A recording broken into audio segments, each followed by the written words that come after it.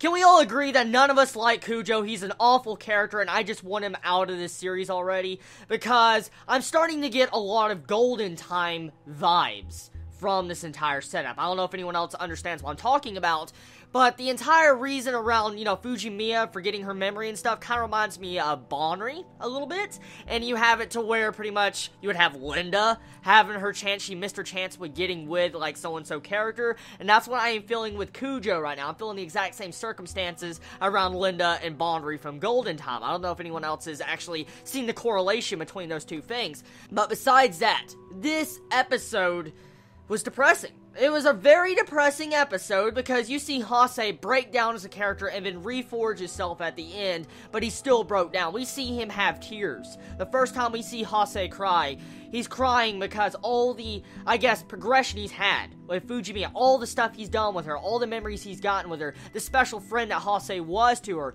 everything was lost. The meaning behind the number 18 on her calendar, everything was lost. And right there, it's just so sad, because, I love this couple. I knew there was going to be a tragedy in the series and drama and stuff around this entire events and memory loss and stuff at the beginning of the series. I predicted it.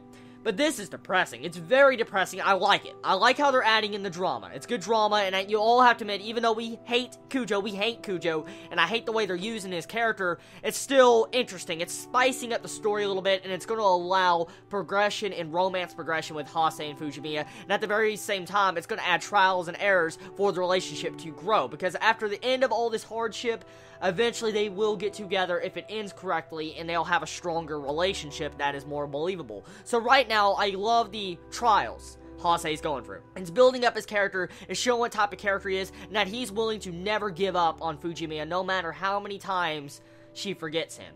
Even though she got reset to 0, even though she does not remember him, but Hase continues to try no matter what, and that is what it shows in this episode, and it's so sad because he realizes that this may never be fixed. Fujimiya may be forever like this, but he continues to try at it anyways, and he believes deep down Fujimiya and him are friends, great friends. He doesn't care about what anyone else thinks, and that is sad. It's really sad. But what else pops up in this episode was a little bit dark. Okay, let's talk about this for a second, okay? Kujo. He talks to Hase and tells him about the diary that, Fujimiya keeps. He says it would be so easy to just change the contents in the diary and have her read it and believe what is said in that diary. For instance, if Kujo was to, let's say, get Fujimiya's diary and write down in that diary that, he was the person around here instead of Hase, what do you think would happen? Think about that. Think about that for a second, okay?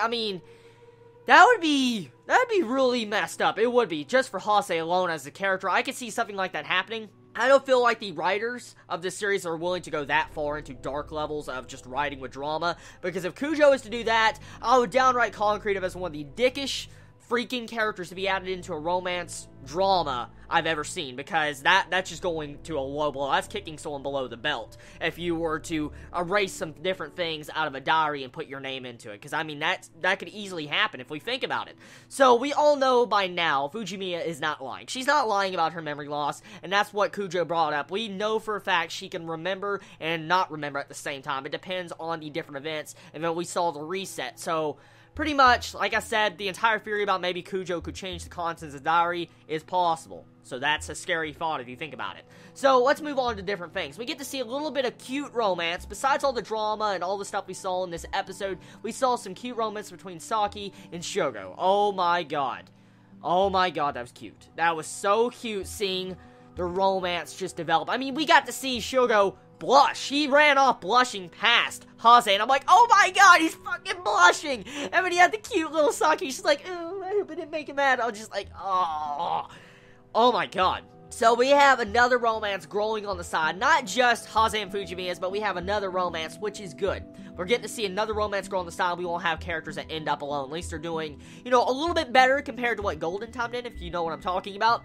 But let's talk about something else, okay? Kujo, we find out some backstory on him. We find out that he was at one time dating Fujimiya.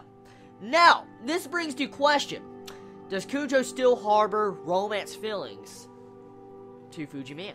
You gotta think about this. He may have said he hated her, but do you think he actually loves her still? This is where the entire correlation where I said this kind of reminds me of Golden Time with Linda. Is he just going to deny his feelings? Is he going to get over it? Or is he going to try to shoot for Fujimiya?